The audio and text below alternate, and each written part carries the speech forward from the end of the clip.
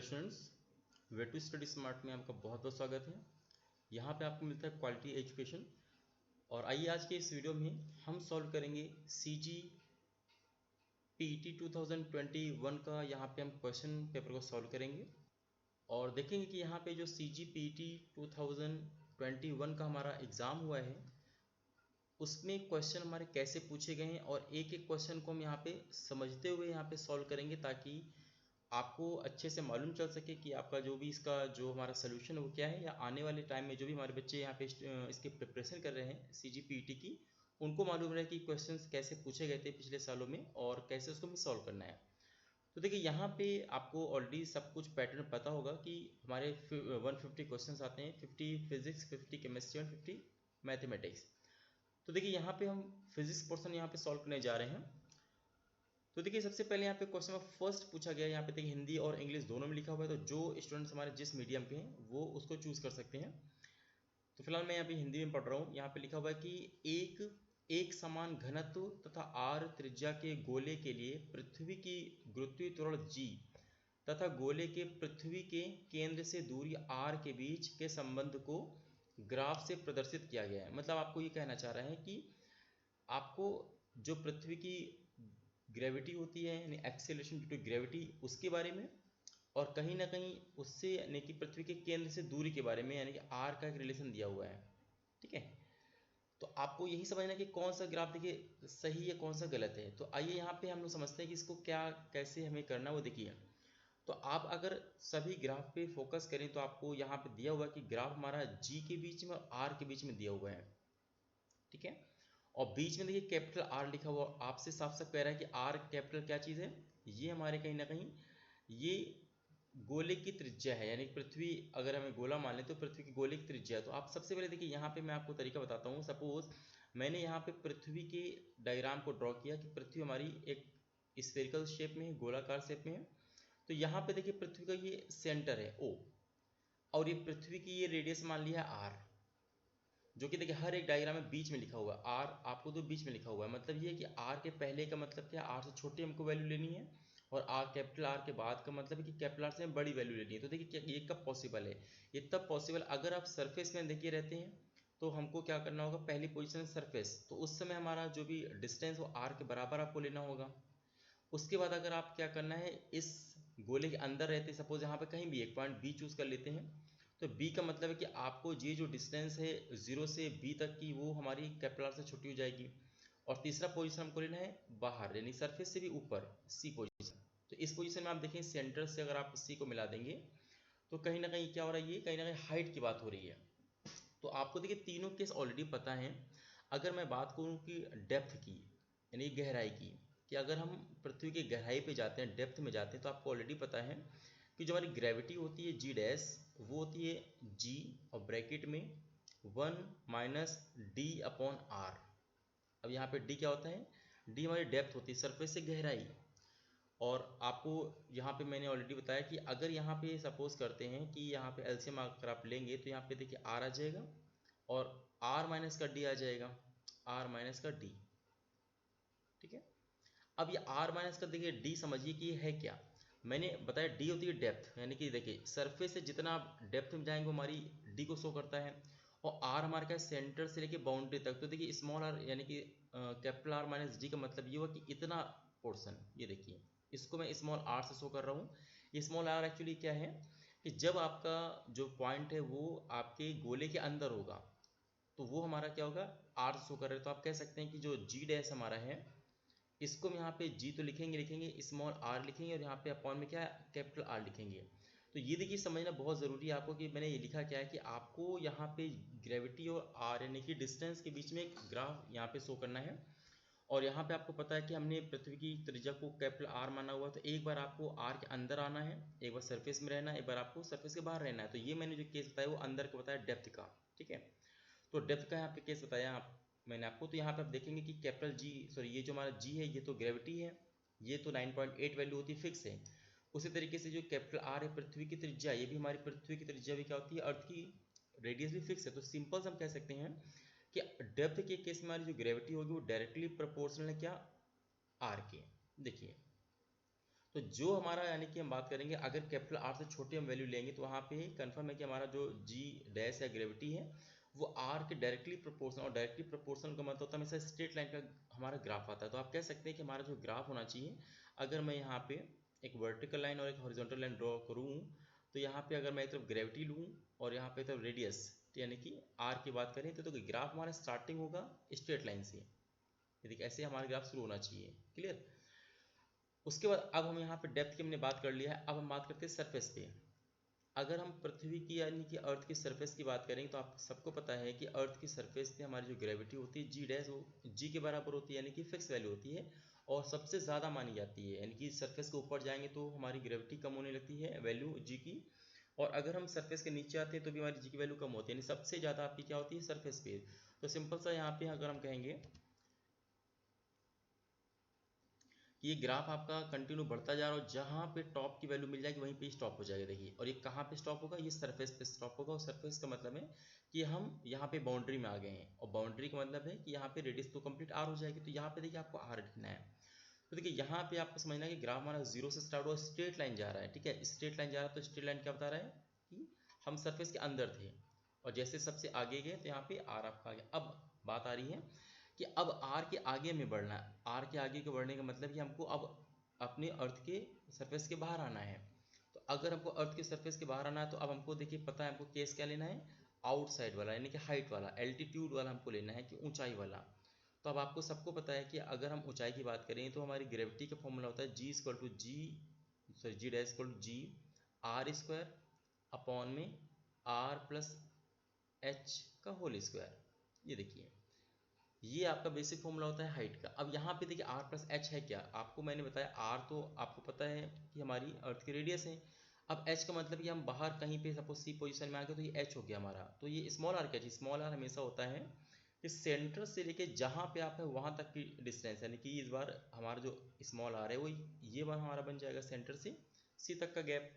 और पहली बार में क्या था, जब डेप्थ में थे हम तो बी तक की डिस्टेंस हमने यहाँ पे लिया हुआ था। तो इसीलिए यहाँ पे क्या करना है कि जो r प्लस एच लिखा हुआ है तो यहाँ पे हम लिख सकते हैं कि g dash equal to g R square और अपॉन में क्या है यहाँ पे स्मॉल आर का स्क्वायर। आप फिर से यहाँ पे देखिए कि जो g है ये वाला ये तो फिक्स वैल्यू है, सरफेस पे वैल्यू हमारी 9.8 होती है।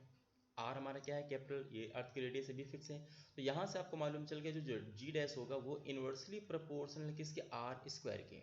ये देखिए, और यहाँ पे इन्वर्सली का मतलब होता है कि अगर हम जैसे जैसे आर की वैल्यू को बढ़ाएंगे तो ग्रेविटी तो कम होगी वैल्यू, तो कन्फर्म है कि ग्राफ हमारा डिक्रीज होगा। लेकिन क्योंकि यहाँ पे जो जी डैश वो देखिए आर की पावर पे डिपेंड कर रहा है, आर के स्क्वायर के पे डिपेंड कर रहा है, मतलब कहीं ना कहीं कर्व हो जाएगा। तो आप कह सकते हैं डिक्रीज होगा और कर्व होगा।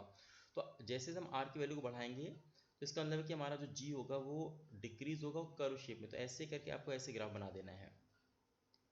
तो इस तरीके से आप देखेंगे कि हमारा जो फाइनली ग्राफ होगा ये हमारा ग्राफ फाइनली आपको मिलेगा। तो इस तरीके से कौन सा हमारा आंसर राइट होगा, तो हमारा ऑप्शन नंबर फोर्थ डी हमारा क्या हो जाएगा, करेक्ट हो जाएगा। तो आई होप आपको ये समझ में आ गया होगा कि यहाँ पे कैसे मैंने सॉल्व किया। तीन पोजीशन यहाँ पे आपको लेके चलनी है, इनसाइड में, सरफेस में और आउटसाइड में। तो वहाँ पे आपको ग्राफ ऑटोमेटिक मालूम चल जाएगा। अब आइए इसके बाद यहाँ पे देखते हैं क्वेश्चन नंबर 2। देखिए यहाँ पे कह रहा है कि एल भुजाओं वाले किसी वर्ग के शीर्षों पर रखे चार कण के कारण उस वर्ग के केंद्र पर गुरुत्वीय विभव का मान क्या होगा। मतलब आपको ये बताना है, सपोज मैंने कहा कि यहाँ पे आपका यहाँ पे स्क्वायर बना हुआ है वर्ग, ठीक है, अगर ये वर्ग बना हुआ है तो आपको यहाँ पे वर्ग के जो कोने हैं यहाँ पे वैसे मास तो दिया नहीं है, तो आप ये मान सकते हैं ऑलरेडी देखिए मास दिया है क्योंकि ऑप्शन में आपको मास m मान के चल रहे हैं। तो यानी कन्फर्म है कि मास आपको हर एक कोने पे बराबर मास रखा हुआ है, m और m यहाँ पे रखा हुआ है। और आपको सेंटर पे देखिए क्या पूछ रहा है, गुरुत्वीय विभव यानी कि ग्रेविटेशनल पोटेंशियल पूछ रहा है। तो आपको कैसे होता, मैं किसी एक निकाल के दिखा देता हूँ। मान लीजिए कहीं पे अगर कोई मास है और उससे कुछ डिस्टेंस पे अगर हमारा सपोज r डिस्टेंस पे हमारा यहाँ पे किसी पॉइंट पे अगर हमको ग्रेविटेशनल पोटेंशियल निकालना होता है तो उसका ये फॉर्मूला होता है v इक्वल टू यहाँ पे माइनस का जी एम अपॉन आर।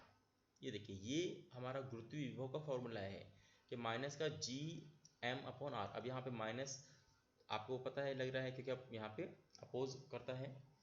उसका जो कैपिटल जी हमारा क्या है, universal gravitational constant, small m क्या चीज़ है, मास, और ये आर क्या चीज़ है, देखिए आर हमारा होता है जो भी इसकी यानी कि डिस्टेंस है उस मास से। तो यहाँ पे सबसे पहले आपको यहाँ पे हिंट ये दिया गया है, जो हमारा वर्ग है इसकी जो भुजा है वो एल है।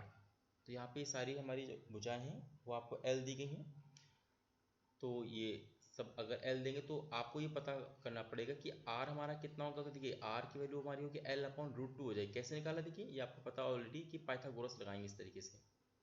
यहाँ पे अगर हमारी टोटल हमारी एल लेंथ है तो इसका जो आधी लेंथ होगी एल बाई 2 हो जाएगा। ये देखिए हमारी एल बाई 2 लेंथ हो गई, और ऐसे ये हमारी क्या होगी एल बाई 2 हो जाएगी। तो यहाँ पे पाइथागोरस लगाएंगे तो आपको ये पता चल गया कि हमारा ये जो सेंटर से लेके डायगोनल तक का हमारा जो मास इसकी जो डिस्टेंस होगी वो आर इक्वल टू क्या होगी एल अपॉन रूट 2। तो किसी एक की वजह से मैं आपको पहले निकाल के दिखा देता हूँ कि potential due to one mass, ठीक है, potential due to one mass. तो आपको यहाँ पे निकालना है कि v इक्वल टू माइनस का g यहाँ पे रखना है, उसका मास की वैल्यू है m, और जो r होता है r की वैल्यू को क्या लिखना है l अपॉन रूट 2 देखिए लिखना पड़ेगा। अब क्योंकि ये रूट 2 हमारा ऊपर चला जाएगा तो फाइनली आप कह सकते हैं कि जो एक सिंगल मास के लिए हमारा जो पोटेंशियल आएगा वो आएगा माइनस का root 2 G M upon L. और क्योंकि हमारा पोटेंशियल स्केलर क्वांटिटी होती है, एडिटिव होती है, यहाँ पे टोटल 4 मासेस हैं तो आपको यहाँ पे लिखना टोटल पोटेंशियल निकालना है। तो देखिए टोटल पोटेंशियल आप उसका 4 टाइम कर दीजिए, यानी 4 का मल्टीप्लाई कर दीजिए। तो अगर यहाँ पे 4 का मल्टीप्लाई यहाँ पे करेंगे आप, तो आपका जो फाइनली आंसर आएगा वो देखिए क्या आ जाएगा माइनस का 4√2 और जी एम अपॉन एल। यही हमारा क्या आएगा, ये हमारा फाइनली आंसर आ जाएगा।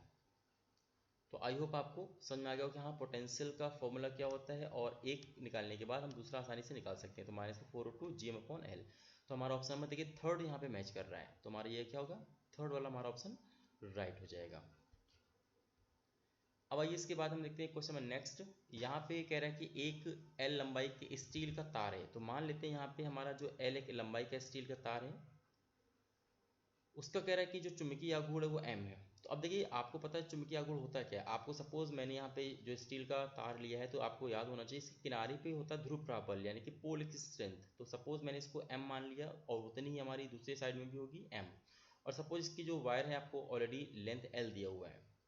तो आपको सबसे पहले ये समझना पड़ेगा कि हमारा जो वायर है उसकी लेंथ एल दिया है और मैंने अपने मन से मान लिया कि जो उसकी पोल स्ट्रेंथ है वो एम है। अब सबसे मेन चीज़ ये है कि पोल स्ट्रेंथ कभी बदलती नहीं है, चेंज नहीं होता। यानी एक बार जो उसके किनारों पे पावर होगा तो उस वायर को कैसा भी आप मोड़िए वो पावर हमेशा वही रहेगा।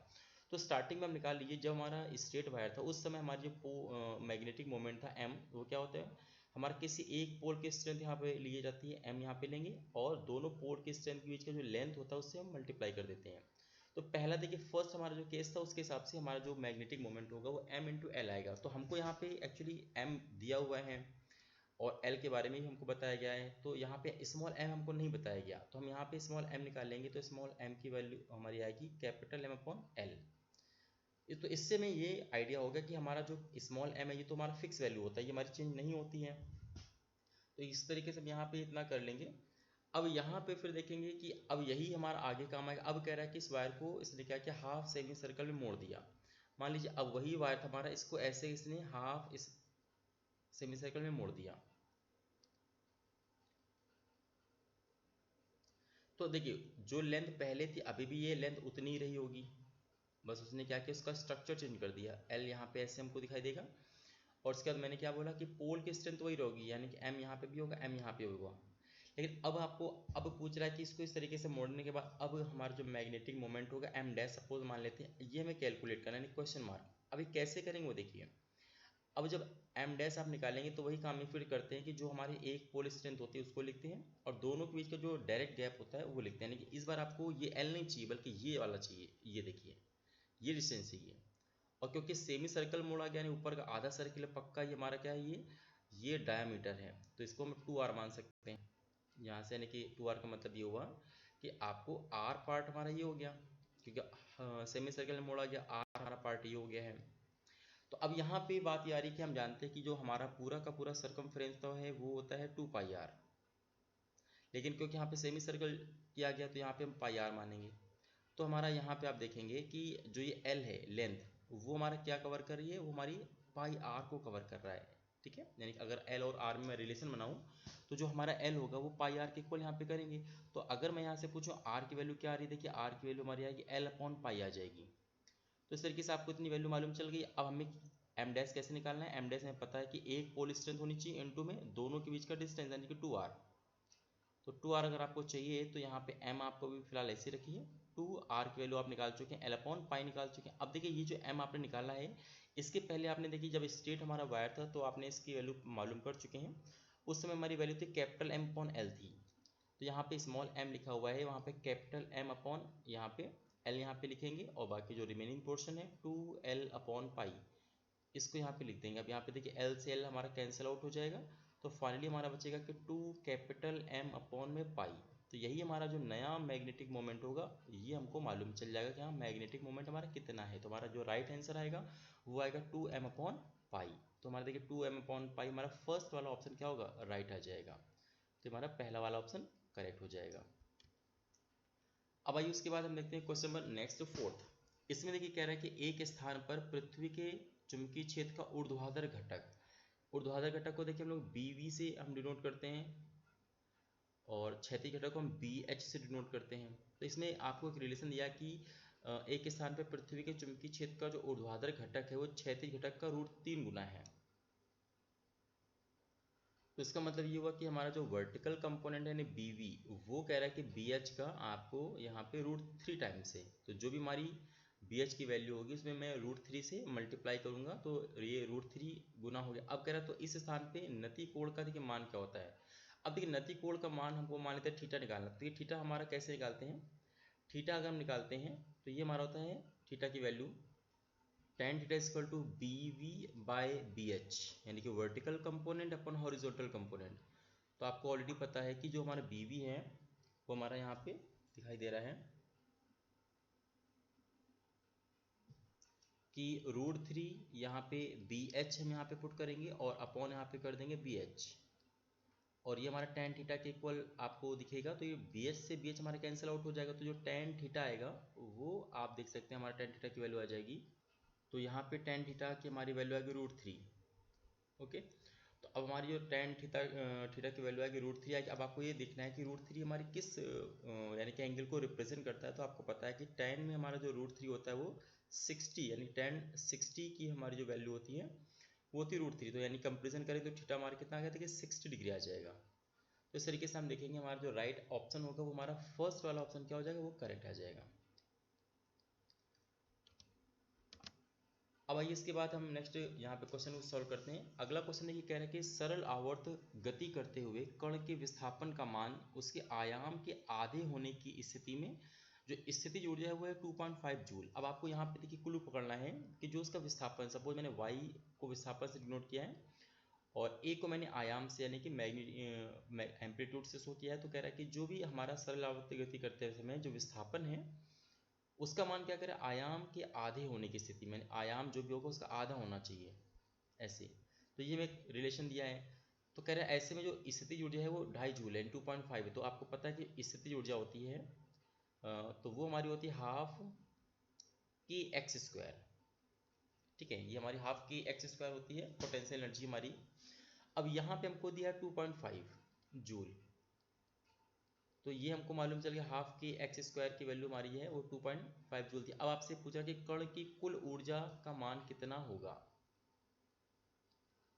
तो उसके पहले ये ध्यान दीजिएगा, यहाँ पे मैं थोड़ा सा आपको बता दूं कि ये जो आपको पोटेंशियल एनर्जी का फॉर्मूला लिखा है ना कि U इक्वल टू हाफ के एक्स स्क्वायर, यहाँ पे हमारा जो के है वो स्प्रिंग कांस्टेंट होता है, या फिर कह सकते हैं कि ये कांस्टेंट है, और ये एक्स हमारा डिस्प्लेसमेंट होता है। तो यहाँ पे जो वाई है, वाई को भी आपको एक्स से शो करना पड़ेगा, फिर जो डिस्प्लेसमेंट वो a/2 हो जाएगा। तो इसको अगर आप पुट करेंगे तो 2.5 आपका बचेगा, तो हाफ। अब यहाँ पे k लिखेंगे और एक्स स्क्वायर का मतलब है कि a स्क्वायर अपॉन में 4, ये देखिए। ठीक है, ए स्क्वायर अपॉन में यहाँ पे 4 आ जाएगा। तो अगर मैं यहाँ पे 4, देखिए मैं 2 को अभी कुछ नहीं कर रहा हूँ क्योंकि यहाँ पे आपको रोक के रखना है हाफ 1/2 के ए स्क्वायर, इसको यहाँ पे रोक के रखना है। और ये 4 को इधर देखिए लाएंगे तो ये 2.5 इंटू 4 आ जाएगा, 2.5 इंटू 4। तो आपको मालूम चल गया कि हमारा जो भी यहाँ पे 1/2 कि ए स्क्वायर होता है वो हमारा आएगा 10 जूल। अब आपको पूछा क्या है, कह रहा है कि कण की कुल ऊर्जा। अब देखिए कुल ऊर्जा आपको मैं बता दूं कि जो टोटल हमारी ऊर्जा होती है, एनर्जी होती है, उसका फॉर्मूला होता है हमारा कि 1/2 m ओमेगा स्क्वायर ए स्क्वायर। ठीक है, या सिंपल से क्या यहाँ पे m ओमेगा जो स्क्वायर होता है वो हमारा के से हम डिनोट करते हैं। सिंपल सा कह सकते हैं कि हाफ के ए स्क्वायर ही हमसे पूछा जा रहा है, ये टोटल हमारी एनर्जी है। और आपको पता चल चुका है कि हाफ के ए स्क्वायर की वैल्यू क्या गई थी कि 10 जूल हमारी आ चुकी है। तो हमारा जो राइट ऑप्शन होगा वो हमारा डी आ जाएगा। तो आपको आई थिंक समझ में आ गया होगा कि हमको एक रिलेशन दिया गया है कि भाई डिस्प्लेसमेंट और आयाम में क्या रिलेशन, ये आपको पता है। फिर आपको याद होना चाहिए पोटेंशियल एनर्जी का फॉर्मूला होता है क्या, हाफ के एक्स स्क्वायर होता है। तो आपको के को आप एम ओमेगा स्क्वायर भी लिख सकते हैं, कोई इशू नहीं है। बस यहाँ पे जो डिस्प्लेसमेंट का स्क्वायर यहाँ पे ए बाई 2 लिखेंगे तो ए स्क्वायर अपॉन 4 आ जाएगा। तो आपको ये वैल्यू चाहिए हाफ के एक्स हाफ के ए स्क्वायर, ये हमारा क्या है टोटल एनर्जी का यहाँ पे फॉर्मूला दिया हुआ है। तो इससे हमारा जो आंसर आएगा वो आएगा 10 जूल। ठीक है, तो हमारे क्या हो जाएगा, राइट ऑप्शन हमारा करेक्ट हो जाएगा। अब आइए इसके बाद देखते हैं नेक्स्ट अगले क्वेश्चन में 6 में कह रहा है कि दोनों सिरों पर फिक्स्ड तनी हुई क्षैतिज डोरी को निम्नलिखित समीकरण द्वारा उसकी 5वीं सन्नाटी आवृत्ति से दोलन कराया जाता है। आपको एक इक्वेशन दी गई है। फिर पाई का वैल्यू कह रहा मानते हो सही कथन है, यानी कि ए horizontal stretched string fixed at 2 ends. तो आप यहाँ पे देखिए कि आपको यहाँ पे एक स्टैंडिंग व्यू का एक इक्वेशन दिया हुआ है। अब मैं आपको पहले बता देता हूँ कि स्टैंडिंग व्यू का देखिए इक्वेशन होता क्या है। आपको y को अगर मैं डिस्प्लेसमेंट से शो करूँ तो यहाँ पे आपको लिखना y इक्वल टू 2a, उसके बाद यहाँ पे लिखना साइन के एक्स। ये दो तरीके का होता है इक्वेशन, साइन के एक्स और फिर कॉस ओमेगा टी, ऐसे भी लिखा जा सकता है। या फिर कई बार ऐसा होता है y equal to 2a cos के एक्स साइन ओमेगा टी, ऐसे भी हो सकता है। अब आप दोनों को कंपेरिजन करिए, यहाँ पे देखिए दोनों कंपेरिजन करेंगे तो आपको पता चल गया कि 2a की जो हमारी वैल्यू है वो है 0.01 मीटर। उसके बाद अगर मैं बात करूँगी के एक्स, तो यानी कि के की जो हमारी वैल्यू है वो आपको दिखाई दे रही है कि 62.8 पर मीटर। और यहाँ पे अगर बात करेंगे ओमेगा का कंपेरिजन करें, नहीं देखिए यहाँ ओमेगा टी लिखा है, यहाँ पे 628 टी लिखा हुआ है। तो इस तरीके से यहाँ पे अगर हम बात करेंगे तो यहाँ पे हमारा जो ओमेगा की वैल्यू आएगी, तो ओमेगा की देखिए वैल्यू हमारी आ रही है 628। और आप अच्छे से जानते हैं अगर मैं इसको फ्रीक्वेंसी में तोड़ दूँ, ब्रेक कर दूँ, तो आपको मालूम है कि यहाँ पे जो फ्रीक्वेंसी हमारी होती है वो ओमेगा को हम लिख सकते हैं 2πf। तो 2πf इक्वल टू 628 यहाँ पे मिलेगा। तो अगर मैं फ्रीक्वेंसी निकालूँ तो फ्रीक्वेंसी आपको पता है 628 डिवाइडेड बाई 2π, और पाई की देखिए वहाँ पे वैल्यू दिया है 3.14। तो इसका मतलब ये हुआ कि हमारा फ्रीक्वेंसी आएगा जो फंडामेंटल फ्रीक्वेंसी, तो 628 और नीचे मल्टीप्लाई करेंगे तो 826। ये देखिए आप पॉइंट हटाएंगे तो यहाँ पे 100 ऊपर मल्टीप्लाई होगा तो ये आपका कैंसिल होगा। तो देखिए एफ की जो हमारी वैल्यू आएगी वो 100 आ जाएगी। तो ये हमारी एफ है क्या, ये हमारी कहीं ना कहीं एक फंडामेंटल फ्रिक्वेंसी है। तो यहाँ से आप जो हमारे ऑप्शन आ रहे हैं यहाँ पे हमको ऑलरेडी पता चल गया, कंपेरिजन मैंने किया। तो यहाँ से आयाम भी निकाल सकते हैं, एक की वैल्यू निकाल सकते हैं, यहाँ से वेवलेंथ भी आप निकाल सकते हैं। लेकिन सिंपल से हमको मालूम चल गया जो फ्रिक्वेंसी है, कौन सी फ्रिक्वेंसी, फंडामेंटल मूल आवृत्ति, वो है 100 आ रही है। तो अगर हमारी 100 हर्ट्ज आ रही है तो हमारा ये क्या हो जाएगा, आंसर हो जाएगा। तो ऑप्शन नंबर हमारा देखिए थर्ड करेक्ट हो जाएगा। क्योंकि थर्ड में हमारा ये पूछा गया कि ऑप्शन दिया है कि द फंडामेंटल फ्रिक्वेंसी 100 हर्ट्ज। तो ये हमारा क्या है, ये हमारा राइट हो जाएगा। अब आइए इसके बाद हम क्वेश्चन नंबर 7 देखते हैं। ठीक है, क्वेश्चन नंबर यहाँ पे 7 में कह रहा है कि आपको यहाँ पे एक व्हीटस्टोन ब्रिज दिया हुआ है और अभी यहाँ पे अगर मैं देखूँ यहाँ पे बैलेंस नहीं है, क्योंकि आपको पता है कि P 9 दिया है, Q हमारा 11 दिया है, R हमारा 4 दिया है और S हमारा 6 दिया है। तो अगर मैं इसका रेशियो लूँगा तो आपको पता है P अपॉन, क्योंकि व्हीटस्टोन में बैलेंस कंडीशन क्या होती है, P by Q equal to R by S हमारा होना चाहिए। तो यहाँ पे अगर मैं देखूंगा तो एक तरफ हमारा P बाई Q का रेशियो 9/11 दिया हुआ है, और अगर मैं देखूंगा R बाई S का हमारा जो रेशियो है वो 4/6 यानी कि कह सकते हैं 2/3 दिया हुआ है।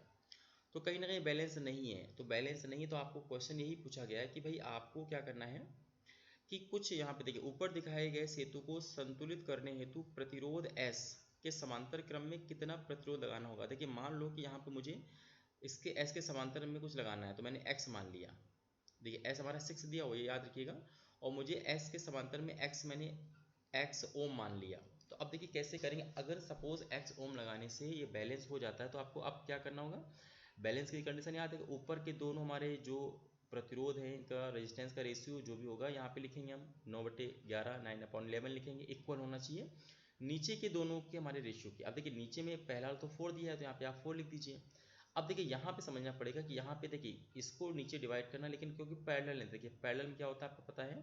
अगर मैं सपोज करूँ यहाँ पे आपसे बोलूँ कि दो हमारे रेजिस्टेंस पैरेलल हैं, एक है R1 एक है R2, तो इसका जो रिजल्ट होता है कैसे निकालते हैं, दोनों का मल्टीप्लाई अपॉन में दोनों का एडिशन। इससे हमको रिजल्ट हमको मिल जाता है। तो हमको इसका दोनों का रिजल्ट चाहिए, उसी से हमें डिवाइड करना है।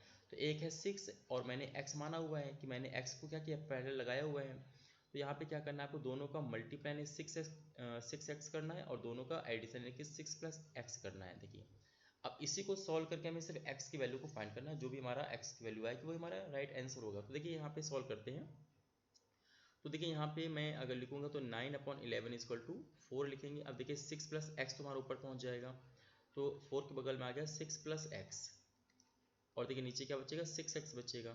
तो ऊपर अगर मैं यहाँ पे 9/11 लिखा हुआ है, ब्रैकेट को ओपन करूँ तो 24 और प्लस में 4x आ जाएगा और अपॉन में 6 है। अब आपको क्रॉस मल्टीप्लाई यहाँ पे कर लेते हैं। तो 9 का 6x से करेंगे तो 54x मिल जाएगा।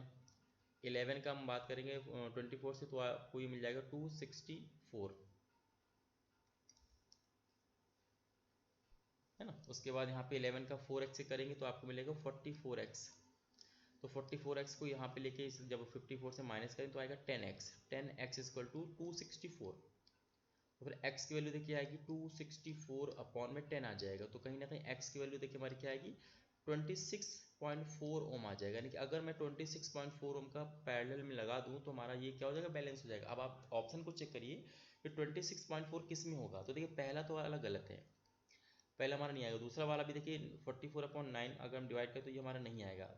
फोर्थ ऑलरेडी हमारा गलत है। अब देखिए 132/5, इसको ध्यान समझिएगा कि 132 से मैंने 5 को डिवाइड किया तो 2 से जाएगा तो 10 आ जाएगा, फिर 3 आएगा, उसका 2 उतर के नीचे आ जाएगा तो 6 बार भी जाएगा, 5 का 30। ठीक है, अब यहाँ पे 2 बचेगा, एक पॉइंट हम बढ़ा सकते हैं, ये 0 बढ़ेगा तो 5 को 20। तो देखिए यहाँ पे ऑटोमेटिक हमको इसका जो 132/5 है यही हमारा क्या दे रहा है, 26.4 दे रहा है। कन्फर्म हो गया कि हमारा जो राइट ऑप्शन होगा वो ऑप्शन नंबर सी हमारा क्या हो जाएगा, देखिए वो हमारा करेक्ट हो जाएगा। तो आई होप आपको ये क्वेश्चन नंबर 3 हमारा क्लियर हो गया होगा। अब आइए यहाँ पे देखते हैं क्वेश्चन नंबर 8। अब इसको भी ध्यान से आपको समझना है। इसमें एक्चुअली कह रहा है कि भाई ऊपर दिखाए गए परिपथ में 5 ओम प्रतिरोध में उत्पन्न ऊष्मा क्या है, 10 कैलोरी पर सेकंड है। मतलब ये 5 ओम का ये दिया है, इसमें ऊष्मा आपको दिया है 10 कैलोरी पर सेकंड दिया है। तो फिर पूछ रहा है भाई 4 ओम वाले में कितनी ऊष्मा होगी। तो देखिए यहाँ पे ऊष्मा अगर दिया है तो आपको मैं एक छोटी चीज़ बताऊँ कि आपको कभी भी किसी वायर से अगर कोई करंट फ्लो कर रही है तो वहाँ से ऊष्मा का जो हमारी हीट जनरेट होती है उसका फॉर्मूला होता है H = I²RT। जब हमारी करंट, रेजिस्टेंस और टी यहाँ पे दिया हो तो यहाँ पे हम निकाल सकते हैं। तो इस तरीके से आपको यहाँ पे देखेंगे हम लोग। तो देखिए यहाँ पे हम लोग क्या एक्चुअली बात करते हैं कि देखिए सबसे पहले यहाँ पे अगर मैं बात करूँ टी को उसके नीचे लेके आइए तो H/T = क्या बचेगा, देखिए I²R। अभी H/T है क्या, देखिए H हमारी हीट है और T हमारा पर सेकेंड यानी टाइम से डिवाइड हो रहा है। तो यही देखिए हमको दिया है कि 5 ओम अगर मैं सपोज R की वैल्यू को 5 रखता हूँ, यानी नीचे वाले की मैं अभी बात कर रहा हूँ, तो पता चल जाएगा नीचे में कितनी करंट फ्लो कर रही है। क्यों, क्योंकि H/T हमको दिया हुआ है 10 कैलोरी पर सेकेंड। तो H/T का आप यहाँ पे 10 लिखेंगे, 10 कैलोरी पर सेकेंड, और यहाँ पे I² यहाँ पे रखेंगे। और देखिए R की वैल्यू कब आपको रखनी है, 5 रखनी है, तो यहाँ पे 5 रखेंगे। तो कहीं ना कहीं अब 5 से हमारे 2 टाइम में चला जाएगा। तो कन्फर्म है कि हमारा जो 2 = I² बचेगा। तो बताइए फिर I = क्या है, √2।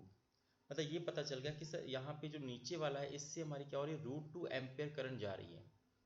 क्लियर। अब आपको पता चल गया कि नीचे वाले से √2 एम्पेयर जा रही है, तो हम क्या पोटेंशियल निकाल सकते हैं, बिल्कुल निकाल सकते हैं। तो नीचे वाले एक ब्रांच का ये यहाँ से लेके यहाँ तक हम पोटेंशियल निकाल सकते हैं। तो आपको पता है पोटेंशियल ओम्स लॉ के अकॉर्डिंग V = IR होता है। तो I हमारी √2 आ चुकी है, R हमारा 5 यानी 5√2 आ गया वोल्ट। अब देखिए एक बार आपने क्या किया, यहाँ से मालूम चल गया कि नीचे वाली जो ब्रांच है इसका जो पोटेंशियल है वो 5√2 है। अब आपको पता है कि ऊपर वाली पूरी की पूरी ब्रांच में बात कर रहा हूँ, देखिए इस पूरी ब्रांच हमारी क्या, नीचे वाली के पैरेलल, तो पैरेलल में पोटेंशियल सेम होता है। कंफर्म हो गया, इस पूरी ब्रांच में हमारा जो पोटेंशियल होगा ना वो 5√2 यहाँ पे भी होगा वोल्ट। और टोटल यहाँ पे रेजिस्टेंस देखिए कितना है, 6 + 4, क्योंकि सीरीज में लगा है तो 10। यहाँ पे जो हमारा टोटल ये देखिए पोटेंशियल कितना आ गया, देखिए 5√2 है, और यहाँ पे जो टोटल रेजिस्टेंस ऊपर वाली ब्रांच में वो है 10 ओम। तो हम ऊपर वाले में करंट पता कर सकते हैं कितनी करंट देखिए फ्लो कर रही है। तो अब आप अगर मैं करंट पूछूं तो करंट बराबर होता है total potential upon total resistance. तो टोटल पोटेंशियल है 5√2 वोल्ट में, और हमारा जो टोटल रेजिस्टेंस वो 10 आ गया। तो यहाँ से 5 से अगर 2 को यहाँ पे करेंगे 2 आ जाएगा। अब यहाँ पे 2 को हम √2, देखिए 2 आपका √2 ऊपर लिखा हुआ है, 2 को हम लिख सकते हैं √2 × √2। आप एक से आप कट कर दीजिए तो ये पता चल गया कि जो नीचे ऊपर वाली ब्रांच है उससे जो हमारी करंट जा रही है वो 1/√2 एम्पियर जा रही है। तो देखिए थोड़ा सा इसको आपको समझना पड़ेगा कि मैंने बस नीचे वाली ब्रांच और ऊपर वाली ब्रांच से करंट निकाल ली है। तो ऊपर वाली देखिए ब्रांच मालूम चल गया आपको ना कि हमारी जो ऊपर वाली ब्रांच से कितनी करंट जा रही है, तो 1/√2। बस अब आपको पूछ रहा कि भाई 4 ओम वाले में कितना ऊष्मा है, तो यानी अब इसी को देखना, फिर से ऊष्मा का फॉर्मूला लगाइए, वो भी ऊष्मा निकालनी किसमें, पर सेकंड में, कैलोरी पर सेकंड। कन्फर्म है आपको अगेन H/T निकालना है, इस बार दिया नहीं बल्कि निकालना है। तो आपको कैसे निकालेंगे, I², आप R चाहिए आपको, I² और R। तो I कौन सा I, जो हमारी 4 ओम वाली से करंट जा रही है। तो 4 ओम वाली से कितनी करंट यहाँ पे जा रही है, तो आप देख सकते हैं 1/√2। तो 1/√2 का स्क्वायर करेंगे तो 1/√2 का स्क्वायर होता है 1/2 होता है। और ऑलरेडी देखिए R की वैल्यू हमारी किस वाले में पूछा है, 4 ओम वाले में पूछ रहा है, तो यहाँ पे हम 4 लिखेंगे। अब 2 से 4 जाएगा 2 टाइम्स में, तो कन्फर्म हो गया कि जो हमारा H/T आएगा 4 ओम वाले में, तो आएगा 2 कैलोरी पर सेकेंड। तो हमारा 2 कैलोरी पर सेकेंड हमारा आंसर आ जाएगा। तो इस तरीके से आप देख सकते हैं कि हमारा जो राइट ऑप्शन होगा वो कौन सा होगा, ऑप्शन नंबर बी हमारा यहाँ पे करेक्ट हो जाएगा। तो आई होप आपको ये क्वेश्चन नंबर 8 भी समझ में आ गया होगा। अब आइए इसके बाद हम नेक्स्ट यहाँ पे देखते हैं। अब देखिए इसके बाद यहाँ पे ये हमारा जो क्वेश्चन नंबर 9 दिया हुआ है, ये कहीं ना कहीं रेडियो एक्टिविटी से दिया है, यानी कि न्यूक्लियस से दिया हुआ है। इसमें कह रहा है कि दो हमारे पास रेडियो एक्टिव पदार्थ हैं, कह रहा है दो रेडियो धर्मिता यानी कि रेडियो एक्टिव पदार्थ हैं A और B, जिनके यहाँ पे जो डिके कांस्टेंट है वो दिया है 5 लैम्डा और लैम्डा। फिर कह रहा है कि भाई एट t=0 पर क्या है, उनके नाभिकों की संख्या समान थी, यानी कि जो उनके बेस न्यूक्लियाई थे वो बराबर थे। तो कह रहा है कितने समय के बाद ए और बी के नाभिकों के संख्या का अनुपात 1/E का होल स्क्वायर होगा। तो देखिए सबसे पहले अगर मैं बात करूंगा कि जो संख्या होती है नाभिकों की यानी कि न्यूक्लियाई की, उनका रिलेशन क्या होता है। देखिए n= होता है n0 और e⁻⁻λt, ये देखिए हमारा मेन फॉर्मूला है। अब n0 क्या होता है, जब टाइम 0 होता है स्टार्टिंग में हमारे नंबर ऑफ यहाँ पे कह सकते हैं कि जो एक्टिव न्यूक्लियाई होते हैं उनकी यहाँ पे संख्या होती है। उसके बाद यहाँ पे जो n क्या होता है, t समय के बाद हमारे जो आपके न्यूक्लियाई बचते हैं जिंदा, ठीक है, लाइव, उनकी संख्या होती है। लैम्डा हमारा देखिए डिके कांस्टेंट होता है और t हमारा क्या होता है, देखिए टाइम होता है। तो यहाँ पे देखिए दो कंडीशन बना के चलनी है आपको। पहले हम यहाँ पे बात कर रहे हैं ए वाले पदार्थ के लिए, ए पदार्थ के लिए यानी ए सब्सटेंस की हम बात करेंगे, तो n की जगह आपको Na लिख देना है, ए की हम बात कर रहे हैं। अब स्टार्टिंग मान लो उसकी जो नंबर थे वो n0 थे, क्योंकि दोनों के बराबर कह रहा है कि स्टार्टिंग में t=0 पे दोनों के नंबर बराबर थे, तो यहाँ पे मैंने n0 मान लिया। लेकिन e की पावर जब माइनस लगाएंगे, लैम्डा की देखिए वैल्यू क्या कह रहा है, तो ए की कह रहा है वैल्यू जो है 5 लैम्डा को रखना है आपको। देखिए कौन सा 5 लैम्डा दिया है, तो यहाँ पे देखिए 5 लैम्डा लिखेंगे और उसके बाद यहाँ पे टी लिख देंगे कि किसी टाइम टी की बात हो रही है ना। तो ये हमारा पहला इक्वेशन यहाँ पे आपको मिल जाएगा कि हाँ टी टाइम पे हमारे जो भी बचेंगे नंबर Na वो हमने निकाल दिया। अब उसी तरीके से टी टाइम में हमको बी पदार्थ के नंबर देखने हैं कि टी टाइम के बाद बी पदार्थ में कितना नंबर बचेगा। तो यहाँ पे एन बी करेंगे, तो एन बी इक्वल टू यहाँ पे फिर से देखिए स्टार्टिंग में दोनों के नंबर सेम, तो n0 यहाँ लिखेंगे, लेकिन e की पावर माइनस से लिखेंगे। अभी देखिए इसका डिके कांस्टेंट हमारा लैम्डा है, तो यहाँ पे हमको क्या करना है, लैम्डा लिखना पड़ेगा। तो यहाँ पे लैम्डा लिखेंगे और टाइम उतना ही है, उतने टाइम में हमको दोनों को देखना है। अब इतना हमारे इक्वेशन में देखिए सेकंड हो गई। अब आपसे इन दोनों को डिवाइड कर देते हैं। अगर डिवाइड करेंगे तो LHS पार्ट से LHS को करेंगे, तो देखिए Na/NB यहाँ से मिलेगा। उसके बाद n0 e⁻⁻5 लैम्डा टी, उसका डिवाइड करेंगे तो यहाँ पे आपको मिलेगा कि n0 e⁻⁻का लैम्डा टी, n0 से n0 कैंसिल आउट हो जाएगा। तो फाइनली आप देखेंगे Na/NB रहेगा। अब ये देखिए e⁻⁻λ टी को ऊपर लेके जाएंगे तो ये कहीं ना कहीं e⁻⁻5 लैम्डा टी है, इनटू में e⁻+ का लैम्डा टी हो जाएगा, क्योंकि साइन चेंज हो जाएगा। अब अगर बेस सेम होती है तो पावर हमेशा ऐड हो जाती है, तो आपको पता है कि e की पावर क्या होगा, देखिए -5 लैम्डा टी और प्लस का लैम्डा टी, ये हमारा बचेगा। और यहाँ पे Na/NB देखिए ये ऑलरेडी दिया हुआ कि कितने समय के बाद, आपको टाइम देखती फाइंड करना है, कर कितने समय के बाद ए और बी के नाभिकों की संख्या का अनुपात 1/E का स्क्वायर होगा। तो देखिए संख्या का अनुपात पूछा टी टाइम के बाद, कन्फर्म है कि Na/NB का ये रेशियो दिया हुआ है, तो Na/NB की जगह आप लिख सकते हैं 1/E का होल स्क्वायर। क्लियर। अब आइए इसको हम आगे बढ़ते हैं। तो अब आप देखेंगे अगले स्टेप में आप देखेंगे 1/E का स्क्वायर है वो हमारा ऑलरेडी कितना हो चुका है, देखिए वो हमारा हो चुका है e की पावर देखिए -5 लैम्डा टी प्लस का लैम्डा टी, तो ये क्या हो जाएगा -4 लैम्डा टी। तो यहाँ पे लिखेंगे e की पावर -4 लैम्डा टी। तो आप एक लाइन और यहाँ पे बढ़ा सकते हैं कि 1/E का जो स्क्वायर होगा, अब ये देखिए इसकी पावर e की नेगेटिव है तो इसको 1 मिलाएंगे तो पावर देखिए पॉजिटिव हो जाएगी, e की पावर 1/E हो जाएगा, पावर क्या 4 लैम्डा टी, ऐसे यहाँ लिख सकते हैं। या फिर ये भी लिखा जा सकता है 1/E जो हमारा होगा क्योंकि 1 की पावर कुछ भी होती है वो 1 ही रहती है, तो यहाँ पे 1/e लिख सकते हैं, और इसकी जो होल पावर है वो 4 लैम्डा टी लगा सकते हैं। ठीक है, अब देखिए दोनों तरफ कंपेरिजन करेंगे, सॉरी यहाँ पे स्क्वायर था, दोनों तरफ कंपेरिजन करेंगे तो देखिए यहाँ पे टोटल मालूम चल गया कि जो 4 लैम्डा टी होगा वो कहीं ना कहीं 2 के बराबर होगा। अभी 2 से 4 हमारा 2 टाइम में चला जाएगा, तो फाइनली जो टी आएगा 1/2 लैम्डा, यानी कि जो टाइमिंग हमारा आ गया है वो पता चल गया कि 1/2 लैम्डा हमारा यहाँ पे टाइमिंग मिलेगा। तो हमारा यही हमारा आंसर आएगा कि 1/2 lambda is the right answer. तो 1/2 लैम्डा हमारा जो होगा वो देखिए आ जाएगा ऑप्शन नंबर डी। ये देखिए कि हमारा जो ऑप्शन नंबर डी है ये हमारा क्या हो जाएगा, हमारा करेक्ट हो जाएगा। अब इसके बाद देखिए क्वेश्चन नंबर यहाँ पे 10 दिया हुआ है, इसमें भी हमारा जो क्वेश्चन दिया है वो न्यूक्लियस का दिया हुआ है। इसमें कह रहा है कि एक रेडियो एक्टिव पदार्थ के अर्ध आयु काल आपको दिया 5 मिनट, यानी कि आपको जो टी हाफ दिया हुआ है वो कह रहा है कि वो 5 मिनट है। मतलब कोई भी एलिमेंट अपने 5 मिनट के बाद अपनी खुद की वैल्यू का आधा रह जाता है। तो कह रहा भाई 20 मिनट में कह रहा है कि बताओ कि पदार्थ की कितनी मात्रा क्षय होगी, यानी कितनी खत्म हो जाएगी।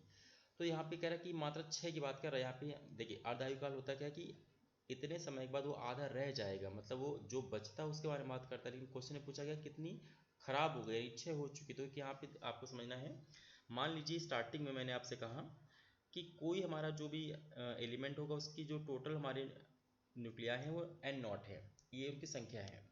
ठीक है, अब आपको पता है कि पहले यानी कि हाफ के बाद पहले 5 मिनट उसकी देखिए अर्धायु यानी पहले 5 मिनट के बाद क्या हुआ, वो जो बचेगा वो पहले का आधा बचेगा, यानी n0/2 हो जाएगा। ऐसे कर सकते हैं। ठीक है, अब n0/2 हमारा देखिए 2 इतना बच गया पहले आधे यानी कि फर्स्ट हाफ साइकिल के बाद। फिर कह रहा है अगले 5 मिनट के बाद देखिए क्या होगा, अगले 5 मिनट में जो बचेगा उसका भी आधा हो जाएगा। मतलब n0 जो हमारा बाई 2 था ना, n0/2 का भी क्या होगा देखिए ये आधा यानी हाफ बचेगा। तो ऐसे आपको क्या करना है, 4 बार करना है कि अगले 5 मिनट में क्या होगा, जो बचेगा क्या बचा देखिए ये हमारा पार्ट बच रहा है, इसका भी आधा हो जाएगा, यानी कह सकते हैं n0 जो हमारा था रिमेनिंग उसका फिर से देखिए आधा हो जाएगा। तो यानी लास्ट में हमारा जो 5 मिनट बचेगा तो उसमें हम देखेंगे जो हमारा पार्ट रिमेनिंग था उसका भी हाफ हो जाएगा, यानी n0/2 इंटू 1/2 इंटू 1/2 हमारा इतना ऑलरेडी था, इसका भी देखिए क्या होगा आधा हो जाएगा। तो फाइनली कहने का मतलब ये कि आपको ये देखना है कि कितने हमारी हाफ लाइफ है। तो अगर 5 मिनट हमारी हाफ लाइफ है तो 20 मिनट के बारे में पूछ रहे हैं, टोटल हमारी 4 हाफ लाइफ बनती है, 4 हाफ लाइफ। ठीक है, अगर हमारी 4 हाफ लाइफ बनती है तो इसका मतलब ये होता है हमको यहाँ पे 1/2 की पावर n होता है, यानी कि हमारा जो भी नंबर बचते हैं 1/, यानी कि जो हमारे बचते हैं, यानी कि ये लाइव वाली की मैं बात कर रहा हूँ लाइव। ठीक है, तो हमारा 1/2 की पावर n हो जाएगा। यहाँ पे 4 हाफ लाइफ है तो आप कह सकते हैं कि 1/2 की पावर 4 करेंगे तो कहीं ना कहीं कितना हो जाएगा देखिए ये हो जाएगा 1/16। तो देखिए इतना हमारे लाइव है, लेकिन पूछ क्या रहा है 6 कितना हो गए, यानी कि आपको 6 के बारे में बताना। तो 6 के लिए क्या करते हैं हम लोग 1 से माइनस कर देंगे। तो यहाँ पे हम लिखेंगे the amount of substance decade, यानी कि अब हम डिकेड की बात करने जा रहे हैं ना कि लाइफ की। तो डिकेड के लिए हम क्या करेंगे 1 से हम 1/16 को माइनस कर देंगे। तो अगर माइनस करेंगे तो देखिए एलसीएम हमारा 16 हो जाएगा, और 16 माइनस का 1 यानी कहीं ना कहीं 15/16 ये मिलेगा। तो देखिए आपको एक रेशियो आ गया कि हाँ भाई 16 में से 15 क्या होंगे, खराब हो जाएंगे यानी खत्म हो जाएंगे, यानी एक बचेगा। तो वही पूछा है कितना परसेंटेज में, आपको आंसर पूछा है कितना परसेंट डिके यानी कि खराब हो गया, 6 हो चुका। तो इसीलिए क्या करिए यहाँ पे 100 सिर्फ मल्टीप्लाई कर दीजिए। तो अगर आप 100 से मल्टीप्लाई करेंगे तो इसी को जब सॉल्व करेंगे तो आप देखेंगे हमारा जो आंसर आएगा वो आएगा 93.75%। देखिए इतने परसेंट हमारे 20 मिनट के बाद यानी 4 हाफ लाइफ के बाद जो भी हमारा रिमेनिंग होगा वो 93.75% क्या होगा, वो क्षय हो गया, डिकेड हो गया। ठीक है, यानी 16 में से 15 डिकेड हो चुके हैं। ये इसका कहने का मतलब है सिर्फ एक एलाइव है, यानी कि एक जिंदा है। तो हमारा जो राइट ऑप्शन होगा वो क्या होगा, ऑप्शन नंबर 4 हमारे यहाँ पे करेक्ट आ जाएगा। तो इस तरीके से जितने स्टूडेंट्स हैं मैंने आपको जो CGPET 2021 का एग्जाम है उसमें मैंने फिजिक्स के पोर्शन के 1 से लेकर 10 क्वेश्चन इस पार्ट में मैंने समझाए हैं, और मुझे पूरी उम्मीद है मैंने एक एक क्वेश्चन को एक्सप्लेन करते हुए आपको सिखाया है। तो आप इसको अगर कहीं पे क्वेश्चन नहीं समझ में आया है तो प्लीज़ उसको दोबारा से आप हल्का सा पीछे बैक जाइए, और बैक जाने के बाद वहाँ से एक बार फिर से उसको दोबारा देख लीजिए कैसे मैंने इसको समझाया है।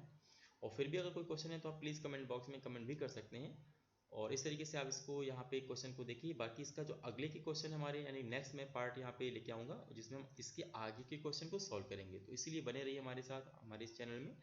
और अगर आपको यहाँ पे चैनल को सब्सक्राइब नहीं किया, प्लीज़ सब्सक्राइब कर लीजिए ताकि हमारा जो भी अगला वीडियो है वो आपके पास तुरंत पहुँच जाए, इसलिए नोटिफिकेशन बेल को भी ऑन कर लीजिएगा।